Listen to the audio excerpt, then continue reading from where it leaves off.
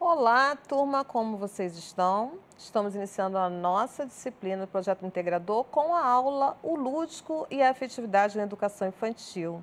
Vamos ver qual é a relevância dessa associação?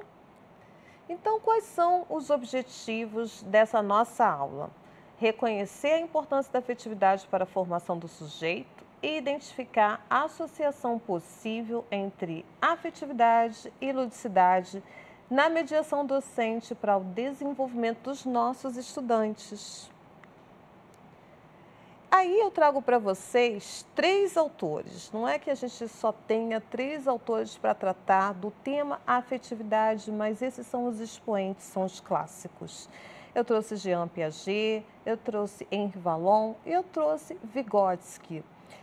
O que o Piaget pensa sobre afetividade? Afetividade e racionalidade, para o Piaget, convergem de forma harmônica. Não há cisão, aquele pensamento cartesiano de separar o que é razão, o que é emoção, colocando a emoção como algo subalterno e que tem que ser silenciado na maior parte das vezes para que haja o progresso, como se a racionalidade fosse algo maior, melhor, não é?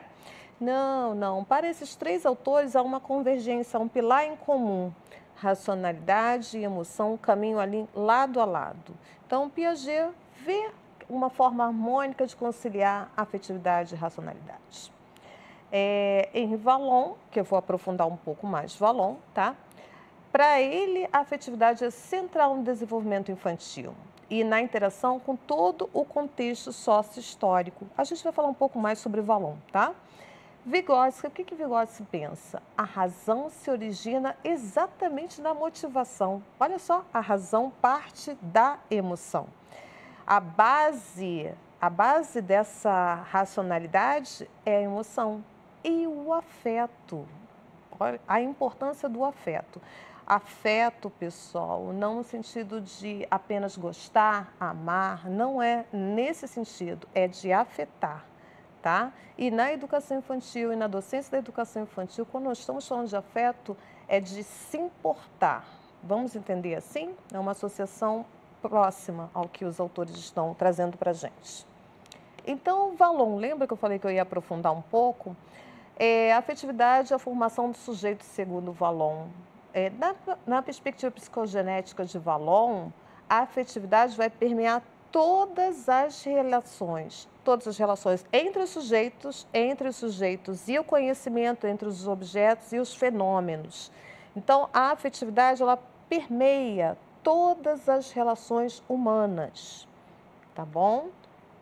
É preponderante pensar sempre a afetividade no sentido de afetar, não necessariamente de forma positiva.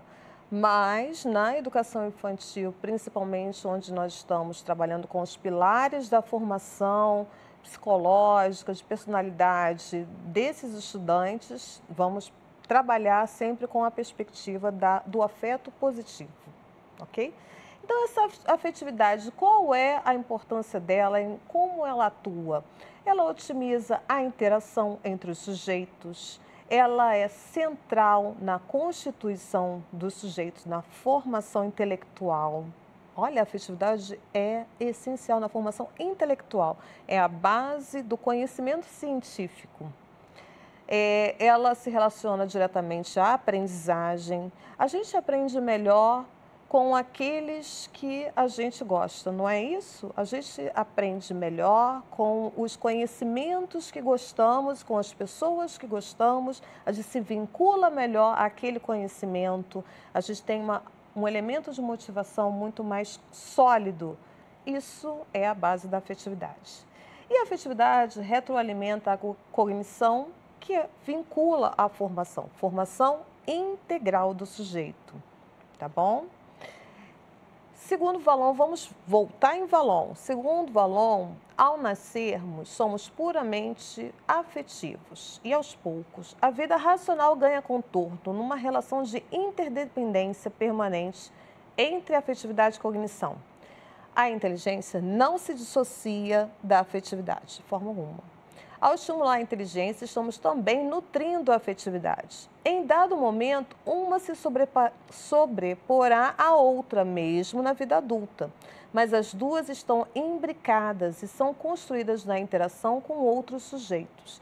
Então, a afetividade, ela é a base da relação humana e é a base também que vai consolidar a inteligência, a cognição, o desenvolvimento do pensamento científico, que é o que? O grande foco da educação básica, tá? Começa na educação infantil e vai até o final das nossas vidas. A gente fala de educação básica, mas a gente não para nunca de estudar e de aprender, não é mesmo? Heloísa Dantas vai falar o seguinte sobre Vallon e o conceito de afetividade. A toda alteração emocional corresponde uma flutuação tônica, modulação afetiva e modulação muscular que se acompanham estreitamente.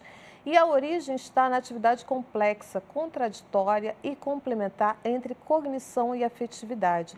Vejam como o tempo todo a perspectiva de Vallon vai falar da conciliação entre afeto, emoções e razão, cognição, tá? Não há nenhuma contradição, não são polos opostos, não, estão imbricados, estão interrelacionados, um depende do outro. Se um depende do outro, o que nós temos que fazer enquanto professores na educação básica inteira, mas já que estamos falando de educação infantil, e brincar principalmente nos pilares dessa educação formal? Investir no afeto. Investir no afeto não significa apenas ser boazinha, bonzinho. Aliás, nem significa isso, significa se importar. E se importar é um compromisso político da educação do professor. Então, o professor que planeja com cuidado, o professor que verifica a sua sala de aula se está faltando algo para o dia seguinte, com antecedência. O professor que observa os brinquedos, como estão os brinquedos, o que precisa de reparo, o que precisa ser retirado, o que é possível fazer para fazer algum tipo de intercâmbio de brinquedos, ou talvez com a outra turma, com a outra professora, com a turma da tarde, ou com a turma da manhã, não é? A gente não faz isso. Tudo isso é se importar, mas também se importar com o tipo de brincadeira que nós estamos trazendo para a sala de aula, que inclua todos, que inclua diferenças, que é um tema de uma outra aula nossa, mas isso tem a ver com a afetividade. Então, o compromisso político do professor está baseado na afetividade.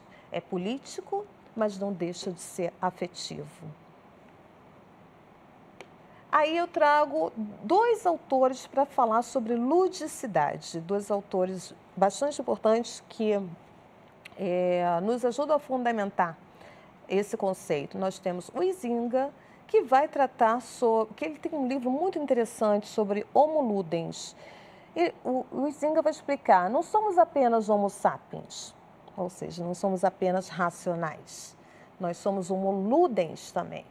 A ludicidade nos constitui. E quando ele fala nos constitui, ele não está falando apenas das crianças, o ser humano. Na verdade, no livro do Huizinga vai falar também sobre os animais, mas nossa ótica aqui nesse momento é com os seres humanos.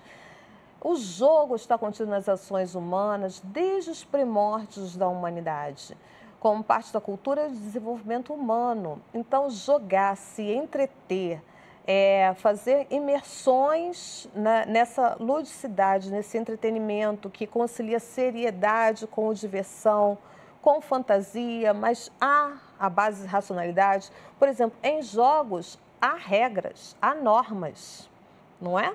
Há seriedade nos jogos e ainda assim essa seriedade é num processo de ludicidade que se ancora à racionalidade, à cognição, à aprendizagem. Por isso é tão importante trazer para a escola jogos, brincadeiras, para trabalhar conceitos científicos, para começar uma aula em qualquer faixa etária. Eu gosto de brincar, você gosta de brincar, nós precisamos manter esse homo ludens sempre pulsante. E Walter Benjamin, muito importante trazer sempre Benjamin para pensar A educação infantil, a formação dos sujeitos, mas aqui eu trouxe para pensar a ludicidade junto com vocês. Para Benjamin, é no momento de brincar que as crianças exploram o espaço, ressignificando. A exploração do espaço exige planejamento para que se saia da sala de aula. Às vezes não é possível sempre sair de sala de aula. Não tem um dia que está chovendo, tem um dia que o terreno está com mato mais alto, a gente não pode levar as crianças. É claro que não é possível todos os dias fazer o uso do espaço externo, não é assim? Nós sabemos que muitas escolas às vezes não têm algum tipo de cobertura e o tempo fica aberto, né? Fica aberto e as intempéries da própria natureza impedem essa saída de sala de aula. Mas não é possível também ficar retido, preso em uma sala de aula, principalmente nessa faixa etária da educação infantil. Explorar o espaço externo, explorar o espaço interno também é fundamental para ressignificar, tá? E as crianças utilizam o quê? A imaginação como esse elemento de impulsionamento da ação e da criação. A imaginação é o que vai fortalecer, que vai impulsionar a criatividade, a criação, a fantasia. A fantasia faz parte de uma das linguagens primordiais da educação infantil. Por isso que nós precisamos ter o que em sala de aula? Fantasias. No Rio de Janeiro, alguns professores, eu fazia isso. A gente vai, depois que termina os desfiles das escolas de samba, na apoteose, a gente recolhe várias fantasias ou pede doação, deixa lá no cantinho para a gente brincar o ano inteiro com as crianças. Mas trabalhar a fantasia é sempre fundamental. Garantir que eles tenham esse espaço e instrumentos para impulsionar, expandir a fantasia é fundamental. E aí, voltando aqui, ludicidade com o Huizinga. O ser humano sempre buscou criar uma realidade lúdica, sem maior propósito prático ou utilitário. Mesmo com regras rígidas ou momentos de tensão, um jogo absorve o jogador em uma imersão lúdica, com descontração e diversão. Olha o que ele traz aqui para a gente, o Huizinga, gente. Pode ter regras rígidas. Os jogos têm regras rígidas e são inegociáveis, não é isso? E, inclusive, traz tensão em alguns momentos. E ainda assim que, tendo rigidez e tensão, por ser um jogo, a imersão com a ludicidade fica clara e a descontração ocorre. Então, não é uma tensão negativa, uma tensão para um bem maior, que é o prazer, a diversão, o entretenimento. E muitas das vezes é por aí que a gente consegue o quê? Afetar o outro e ser afetado. A afetividade se constitui. E para Benjamin, a brincadeira infantil é uma forma de expressão criativa. E nela as crianças interpretam, reinterpretam e transformam o ambiente em sala de aula, o seu universo particular e o universo coletivo. Ainda com o Huizinga, né, a ludicidade é a manifestação da criatividade e conecta-se à sensação de liberdade. Liberdade essa que muitas das vezes na educação também vem sendo cerceada. No ensino fundamental isso fica muito claro e é um grande problema, né?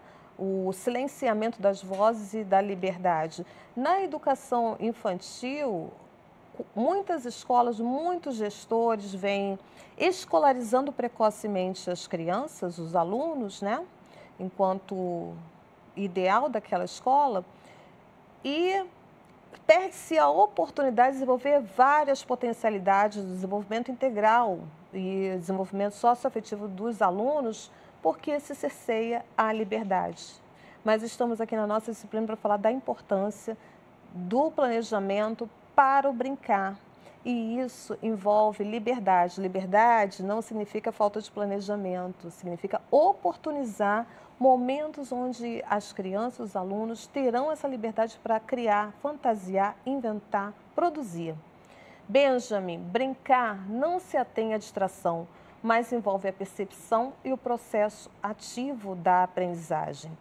Então, brincar pode ter distração, pode ser momento de entretenimento e distração, claro, mas não é para se ater.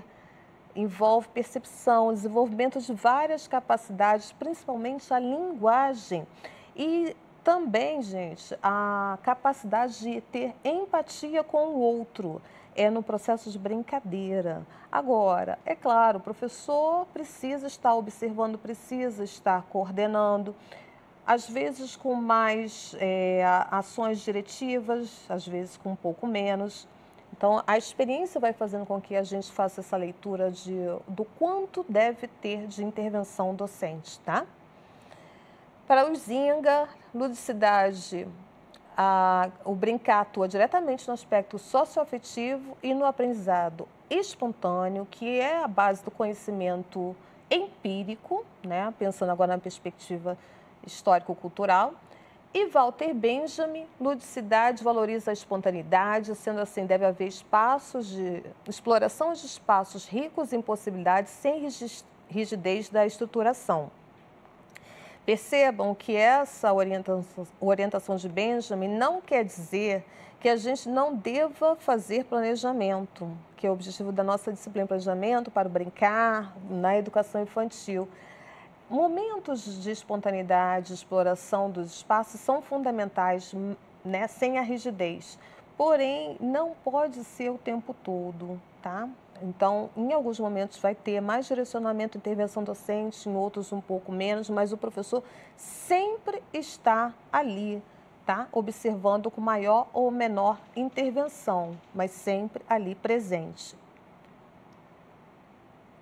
E aqui tem algumas sugestões para vocês. Espero que auxilie vocês pensarem em um projeto integrador.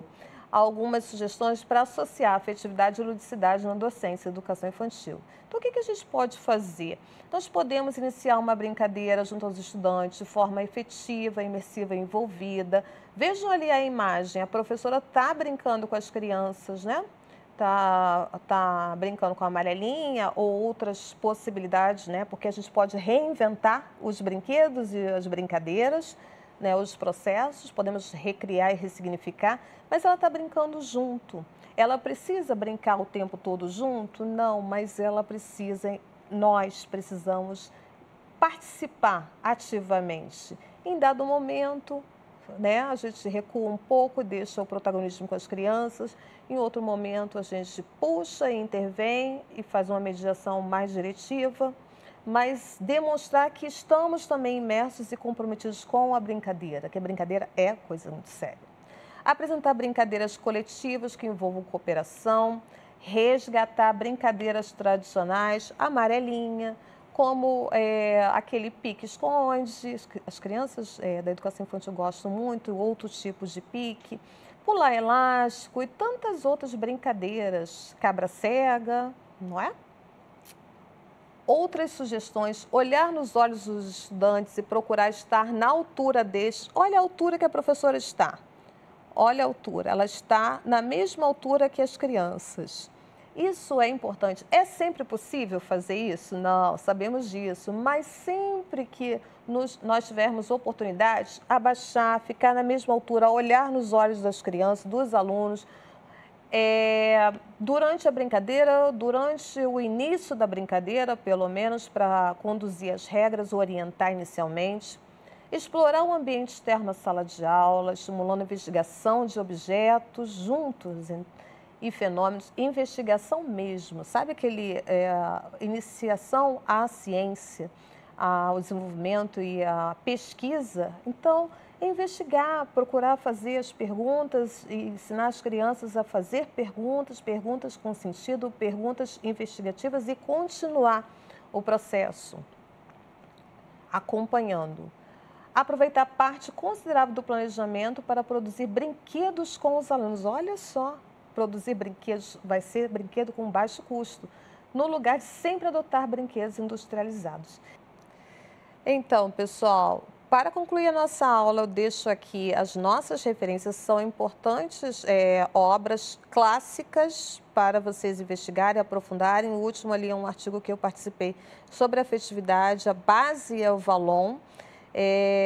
Estudem, investiguem, porque o professor comprometido com brincar com a ludicidade também está comprometido com a própria formação.